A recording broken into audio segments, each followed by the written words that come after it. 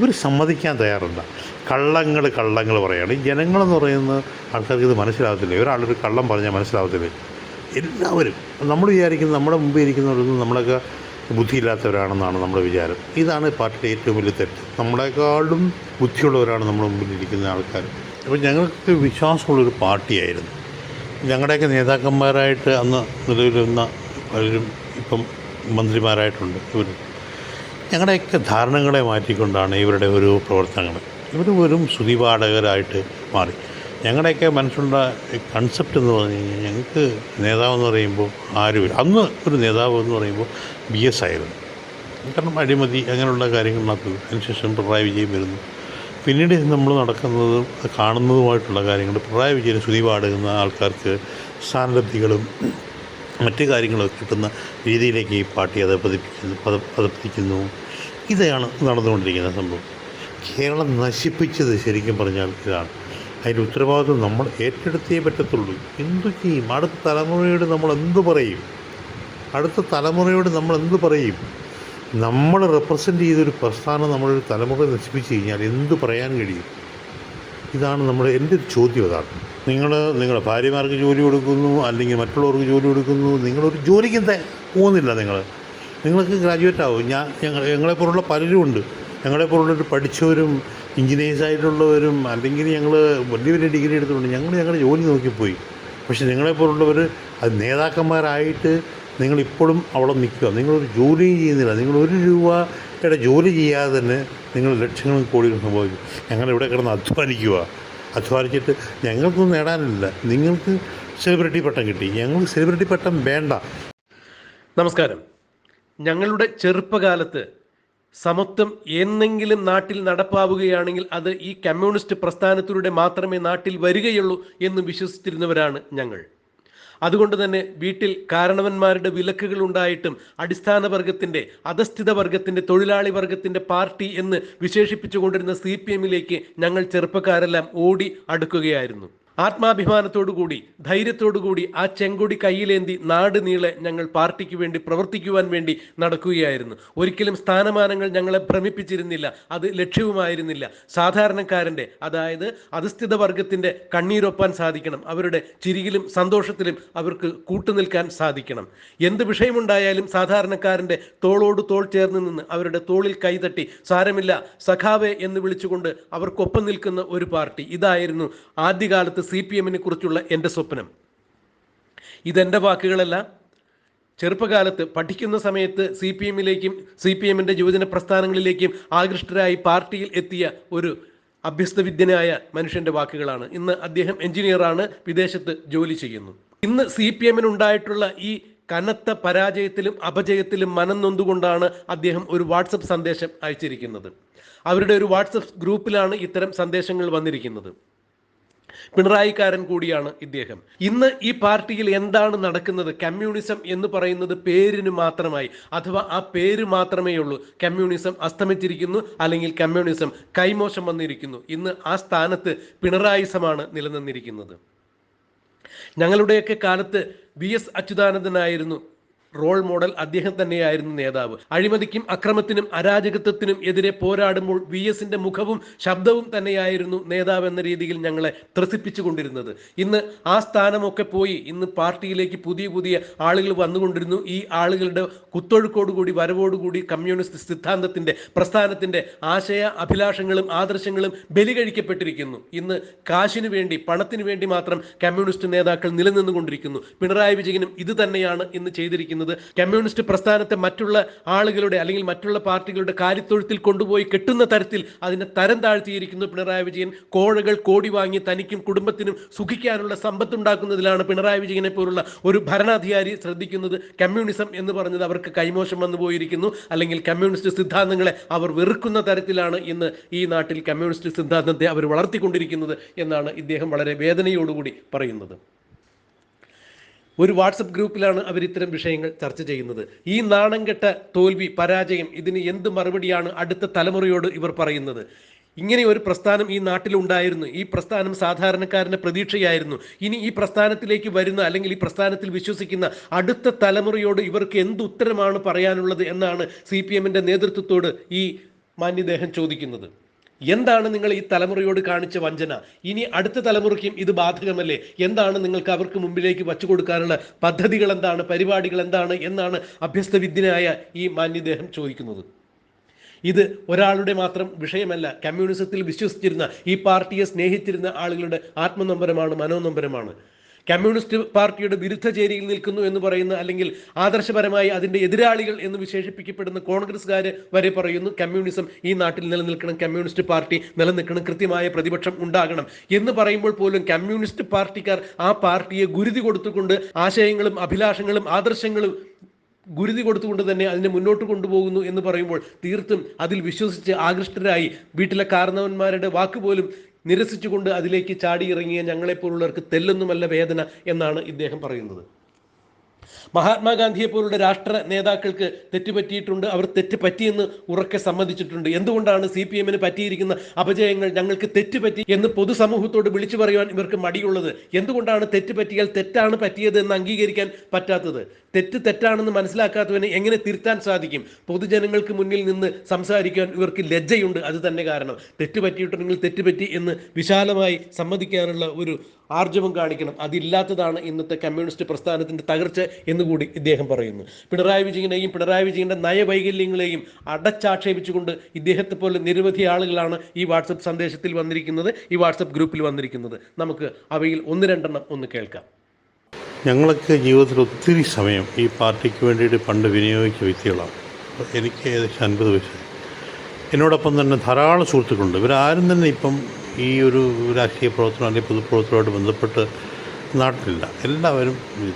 അപ്പോൾ ഞങ്ങൾക്ക് വിശ്വാസമുള്ളൊരു പാർട്ടിയായിരുന്നു. ഞങ്ങളുടെയൊക്കെ നേതാക്കന്മാരായിട്ട് അന്ന് നിലവിലിരുന്ന പലരും ഇപ്പം മന്ത്രിമാരായിട്ടുണ്ട്. ഞങ്ങളുടെയൊക്കെ ധാരണകളെ മാറ്റിക്കൊണ്ടാണ് ഇവരുടെ ഒരു പ്രവർത്തനങ്ങൾ. ഇവർ വെറും സ്തുതിപാഠകരായിട്ട് മാറി. ഞങ്ങളുടെയൊക്കെ മനസ്സിലുള്ള കൺസെപ്റ്റ് എന്ന് പറഞ്ഞു കഴിഞ്ഞാൽ, ഞങ്ങൾക്ക് നേതാവെന്ന് പറയുമ്പോൾ ആരുമില്ല. അന്ന് ഒരു നേതാവ് എന്ന് പറയുമ്പോൾ BS ആയിരുന്നു. കാരണം അഴിമതി അങ്ങനെയുള്ള കാര്യങ്ങളിനകത്ത്. അതിനുശേഷം പിണറായി വിജയൻ വരുന്നു. പിന്നീട് നമ്മൾ നടക്കുന്നതും കാണുന്നതുമായിട്ടുള്ള കാര്യങ്ങൾ, പിണറായി വിജയന് സ്തുതി പാടുന്ന ആൾക്കാർക്ക് സ്ഥാനലബ്ധികളും മറ്റു കാര്യങ്ങളൊക്കെ കിട്ടുന്ന രീതിയിലേക്ക് ഈ പാർട്ടി അത് പതിപ്പിക്കുന്നു. ഇതാണ് നടന്നുകൊണ്ടിരിക്കുന്ന സംഭവം. ഈ കമ്മ്യൂണിസ്റ്റ് പാർട്ടി ആർക്കും വെറുപ്പില്ല. കമ്മ്യൂണിസം എന്ന് പറയുന്ന ഒരു തിയററ്റിക്കൽ സൈഡിനോട് ആർക്കും വലിയ വെറുപ്പൊന്നുമില്ല. പക്ഷേ ഇവർ ചെയ്തു കൂട്ടിയ കാര്യങ്ങളാണ് വെറുപ്പ്. ഈ കോൺഗ്രസ്സുകാരും ആയിട്ടുള്ള സുഹൃത്തുക്കൾ പോലും പറയുന്നത് പാർട്ടി നല്ലതാണ്. പക്ഷേ ഇവരുടെ ഇടയിൽ പിന്നെ കോൺഗ്രസ്സുകാർക്ക് പറയുമായിരുന്നു ശരിക്കും അഴിമതി ചെയ്താലും കുഴപ്പമൊന്നുമില്ല എന്ന്. പക്ഷേ കമ്മ്യൂണിസ്റ്റുകാർ അഴിമതി കഴിഞ്ഞാൽ അവരെ പെട്ടെന്ന് പിടിക്കപ്പെടുകയും അവരെ ശിക്ഷിക്കപ്പെടുകയും പാർട്ടി ഇത് പുറത്താക്കുകയും ചെയ്യുന്നു. ഇപ്പം നേരെ മറിച്ചാണ്. ഈ ഒരു ചിന്താഗതി എന്തുകൊണ്ടുണ്ടായി എന്നുള്ളതാണ് എല്ലാ ആൾക്കാരും നോക്കിക്കൊണ്ടിരിക്കുന്ന സംഭവങ്ങൾ. ഈ ഇലക്ഷനുമായിട്ട് ബന്ധപ്പെട്ട് കിടക്കുന്നതെന്ന് പറഞ്ഞാൽ തെറ്റ് സമ്മതിച്ചു, ശരിയാണ്, ഇന്ന് തന്നെയാണ് കാര്യങ്ങൾ. ഇവർ സമ്മതിക്കാൻ തയ്യാറല്ല. കള്ളങ്ങൾ പറയുകയാണ്. ഈ ജനങ്ങളെന്ന് പറയുന്ന ആൾക്കാർക്ക് ഇത് മനസ്സിലാകത്തില്ല. ഒരാളൊരു കള്ളം പറഞ്ഞാൽ മനസ്സിലാകത്തില്ല. എല്ലാവരും നമ്മൾ വിചാരിക്കുന്നത് നമ്മുടെ മുമ്പിൽ ഇരിക്കുന്നവരൊന്നും നമ്മളൊക്കെ ബുദ്ധിയില്ലാത്തവരാണെന്നാണ് നമ്മുടെ വിചാരം. ഇതാണ് പാർട്ടിയുടെ ഏറ്റവും വലിയ തെറ്റ്. നമ്മളെക്കാളും ബുദ്ധിയുള്ളവരാണ് നമ്മുടെ മുമ്പിലിരിക്കുന്ന ആൾക്കാർ. ഇപ്പോൾ ഇതിനകത്ത് പ്രവർത്തിച്ചവരെല്ലാം തന്നെ ഇപ്പം വലിയ ആൾക്കാർ തന്നെ വലിയ പൊസിഷനിൽ എത്തുന്നുണ്ട്. ഇവർ പറഞ്ഞാൽ മതി, ശരി തെറ്റ് പറ്റി, ഞങ്ങൾ തിരുത്തിക്കൊണ്ട് പോകാം എന്ന് പറയും. ഒരാളുടെ ദാക്ഷ്യത്തിന് എന്താ പറയുന്നത്, ദാക്ഷ്യത്തിന് ഇരയായവരാണ് ഈ കേരളത്തിലെ ജനങ്ങൾ മുഴുവനും. കണ്ടില്ലേ, ക്ഷേമ പെൻഷൻ കൊടുക്കുക, മറ്റു കാര്യങ്ങൾ കൊടുക്കുക, എല്ലാം കൊടുത്ത് ഈ ഒരു ഭരണം മുന്നോട്ട് പോയിരുന്നെങ്കിൽ ഒരിക്കലും ഇത്രയും വലിയ ഉദ്ദേശം ഉണ്ടാവത്തില്ലായിരുന്നു. ഉമ്മൻചാണ്ടിയെ സംബന്ധിച്ചിടത്തോളം ഉമ്മൻചാണ്ടി ഏറ്റവും വലിയ സിൻസിയറിറ്റിയാണ്. ഒരു പാവപ്പെട്ടൊരു മനുഷ്യനാണ് അദ്ദേഹത്തിന് മനസ്സിൽ കളങ്കമേ ഇല്ല. അദ്ദേഹത്തിന് മനസ്സിൽ ആദ്യം ഉള്ളത് കാര്യങ്ങൾ തുറന്നു പറയുക. അദ്ദേഹത്തെ തൊട്ട് നേതാവിനെ കിട്ടുന്നത്. അതുകൊണ്ടാണ് അദ്ദേഹത്തിന് വലിയൊരു ജനസമ്മതി കിട്ടിയത്. ശരി, അദ്ദേഹം പറഞ്ഞ കാര്യങ്ങളൊക്കെ അദ്ദേഹം ചെയ്തിട്ടുണ്ട്. അദ്ദേഹത്തെ പല കാര്യങ്ങളും ചെയ്യാൻ സമ്മതിക്കായിരുന്നു നമ്മുടെ ഈ ഒരു പാർട്ടിയാണ്. നമ്മുടെ എന്ന് പറയുമ്പോൾ ഞാനിപ്പം അറിയാതെ പറഞ്ഞു നമ്മുടെ പാർട്ടി എന്ന് പറയുമ്പോൾ ശരിക്കും പറഞ്ഞു കഴിഞ്ഞാൽ കേരളം നശിപ്പിച്ചത് ശരിക്കും പറഞ്ഞാൽ ഇതാണ്. അതിൻ്റെ ഉത്തരവാദിത്വം നമ്മൾ ഏറ്റെടുത്തേ പറ്റത്തുള്ളൂ. എന്തു ചെയ്യും? അടുത്ത തലമുറയോട് നമ്മൾ എന്ത് പറയും? നമ്മൾ റെപ്രസെൻ്റ് ചെയ്തൊരു പ്രസ്ഥാനം നമ്മളൊരു തലമുറ നശിപ്പിച്ച് കഴിഞ്ഞാൽ എന്ത് പറയാൻ കഴിയും? ഇതാണ് എൻ്റെ ഒരു ചോദ്യം. അതാണ് ശരി. എല്ലാവരും പലതും പറയും, പത്രമാധ്യമങ്ങളൊക്കെ അവരെയൊന്നും മൈൻഡ് ചെയ്യുന്നതേ ഇല്ല. അവരെയൊന്നും നമ്മൾ മൈൻഡ് ചെയ്യുന്നില്ല. അവരെല്ലാം പോട്ടെ. ഇത് സത്യമല്ലേ? ജനം കണ്ടുകൊണ്ടിരിക്കുന്ന കാര്യങ്ങളാണ്. ജനമാണ് ഈ പറഞ്ഞത്. ഇത് തെറ്റാണ് അവർ ചെയ്തത്. അവർ സമ്മതിക്കാൻ തയ്യാറായതുകൊണ്ടാണ്. മഹാത്മാഗാന്ധിജി പോലും തെറ്റ് ചെയ്തിട്ട് പറഞ്ഞു ഞാൻ തെറ്റാണ് ചെയ്തത് എന്നിട്ട് പറഞ്ഞു. എന്നിട്ട് ഗാന്ധിയോട് നമ്മൾ പുറത്തു അദ്ദേഹത്തെ രാഷ്ട്രപിതാവാക്കി. പക്ഷെ ഇവർ സമ്മതിക്കാൻ തയ്യാറില്ല. അപ്പോൾ അതിനർത്ഥം എന്താണ്? ഇവർ ആരൊക്കെ ന്യായീകരിക്കുന്നുണ്ട്. നമുക്ക് ഈ ന്യായീകരണത്തിൻ്റെ ആവശ്യമില്ല. മാറ്റേണ്ടവരെ മാറ്റിയേ പറ്റത്തുള്ളൂ, ആവശ്യമില്ലാത്തവരെ മാറ്റിയേ പറ്റത്തുള്ളൂ.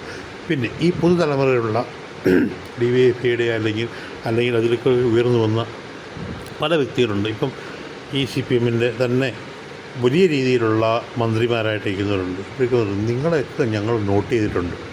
നിങ്ങളൊക്കെ എന്താണെന്നും ആരാണെന്ന് മനസ്സിലായിട്ടുണ്ട്. പുതിയൊരു തലമുറയുണ്ട്. നിങ്ങൾക്കിവർ വോട്ട് ചെയ്തതേയില്ല. കാരണം നിങ്ങൾ തെറ്റിദ്ധരിപ്പിക്കുകയാണ് ജനങ്ങളെ.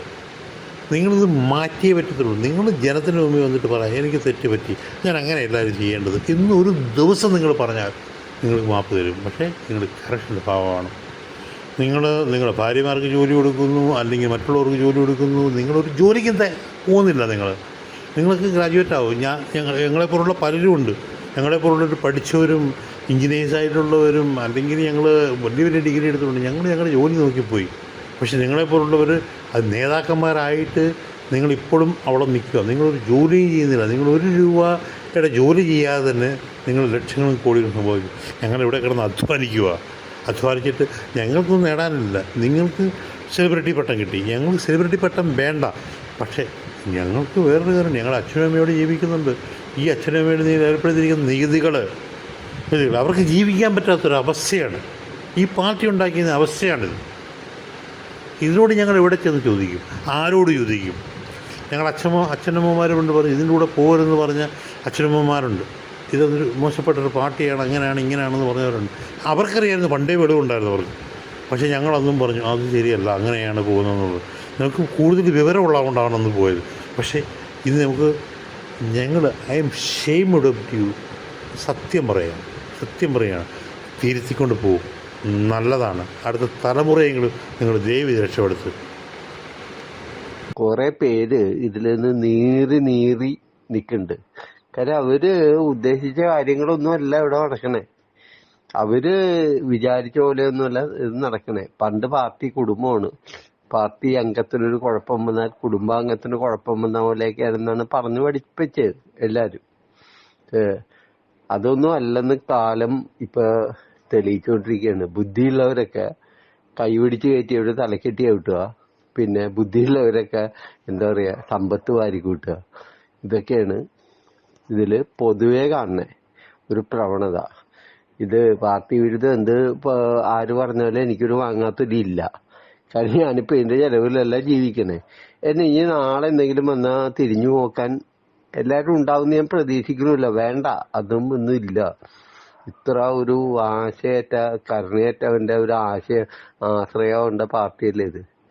ഇതിലൊക്കെ എങ്ങനെയൊക്കെയാണ് തെറ്റിദ്ധരിപ്പിച്ചത്? ഞങ്ങളെയൊക്കെ എന്തിനാ തെറ്റിദ്ധരിപ്പിച്ചത്?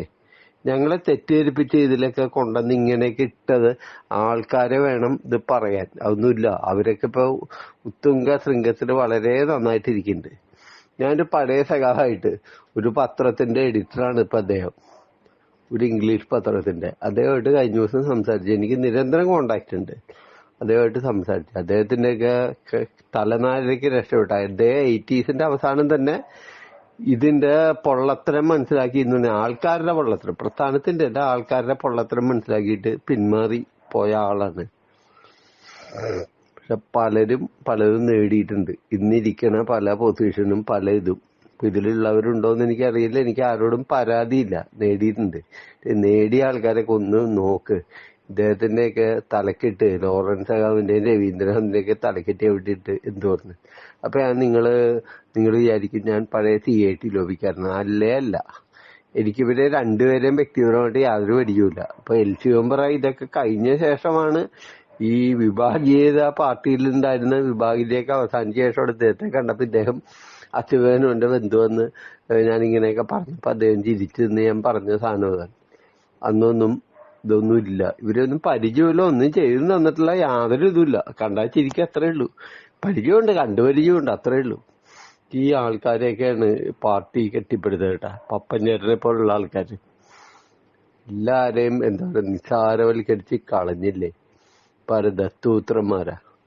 ഇതിന്റെ സുഖ സൗകര്യങ്ങള് അനുഭവിക്കുന്ന കുറച്ച് ആൾക്കാരുണ്ട്. അവർക്ക് മനസ്സിലാവില്ല. ഞങ്ങളെപ്പോലുള്ള ആൾക്കാർക്ക് മനസ്സിലാവും. കാലം അതിന് മറുപടി കൊടുക്കും. അതാ കൊടുത്തോണ്ടിരിക്കണേ.